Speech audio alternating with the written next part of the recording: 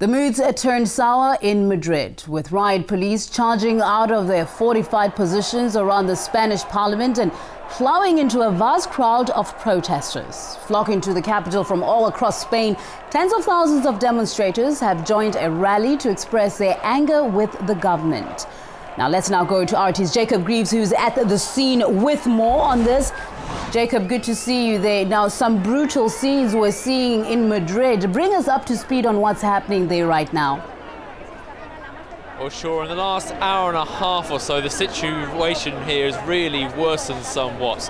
Now, we saw the front line of demonstrators clashing with police. There were some injuries involved there.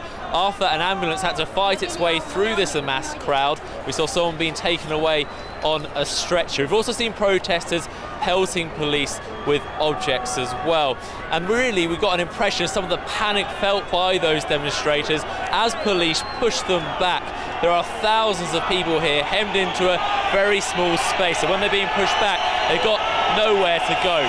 Now, this is all in aid of the so-called Occupy Congress movement, and we've spoken to organisers throughout the course of today, and they say the aim wasn't to actually occupy physically the parliament itself, but what they do want to do is they want to send their message, make sure it's heard by those MPs inside parliament. That is anti-austerity and anti some of the cuts. Now, we're joined at the moment by Carlos Declas. He's a sociologist. Now, the situation behind us at the moment, again, it's looking pretty precarious. Is this worth it to try and get this message across? Well, I think actually that's the question of whether or not this is worth it is a question for the government and for the troika of the European Union. What you're seeing out here right now is the Spanish and, by extension, the European citizenry reacting against austerity. Now, austerity right now is at a level where it's affecting people's daily lives. It's affecting whether or not people can get medical attention. It's affecting whether or not people can advance socially through education and social progress. What you're seeing is a country where an entire generation is being relegated to a class of immigrants, people that have been invested in with public money to be educated are now going to move out and generate wealth in other countries. That's not a project for a country. Meanwhile, child poverty in Spain has increased exponentially. Just to stop you there, what can the government do right now to stop this sort of anger? I think the first thing that the government can do is call for a referendum on paying back the debt and on the constitutional amendment that they made. It's no mistake that these people are gathered here today to talk about the Constitution of Spain, a constitution that has been around since the transition from the Francoist government and was always said that it couldn't be touched, that it was the basis for what Spain is today. But they did change it without a referendum or even consulting citizenry or submitting it to public debate to pay back an illegitimate debt taken on by the private sector. Okay, thank you very much, Carl. I was going to have to stop you there. Now, as this protest continues, some of the anger's being built up by the jobless rate. You're looking at unemployment in this country, the highest in the Eurozone, about 25% of the population. That's particularly hitting the young, those aged below 25, and we're seeing them really out in force here at the moment today. And we are hearing at the moment that potentially there will be an announcement on the budget for next year being announced later this week, and there may actually be a stop when it comes to any more cuts to healthcare, to education, those that have really riled a lot of public anger in the last couple of months. Right, thank you for that. Jacob Greaves, who's in Madrid right now, our RT correspondent, giving us the latest on what's happening on the ground in Madrid.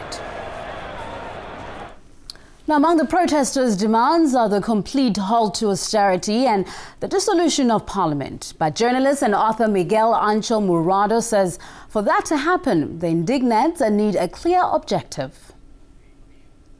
The same indignados or indignant movement, which a year and a half ago was very successful in bringing out in the streets tens of thousands of people, and not exactly against something very specific, but against the way in which politics are done, the lack of transparency, the lack of democracy, the fact that important decisions are not consulted with the people. I said they had a huge success, but it was short-lived. It fizzled out very quickly.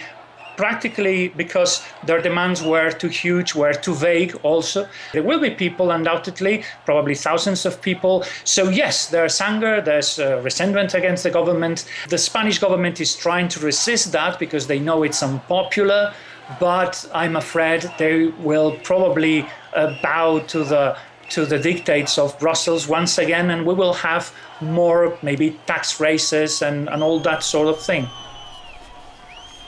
Right, just to remind you, if you've just joined us, people from across Spain traveled to the capital for today's demonstrations to show their anger against the government's handling of the financial crisis. Thousands of protesters from across Spain have surrounded the country's parliament, chanting and jeering at passing deputies. They're voicing their anger against the government's anti-crisis policies, namely drastic cuts and a soaring jobless rate. Among people's demands are a complete halt to austerity and the dissolution of parliament. Now, just to remind you, these are live pictures from Madrid. The protest has been tagged Occupy Congress. Now, those pictures you're looking at just from a few minutes ago, where clashes had already broken out with protesters and the police, who are heavily armored, using batons and even making some arrests. At least 1,300 police are on duty at the Congress building right now. Now, Spain has, of course, seen the worst unemployment rate in the Eurozone, and the Spanish government is having to borrow heavily to cope with the effect of a recession and, of course, a collapsed property value. And people are feeling the heat. They're saying no more to these austerity measures.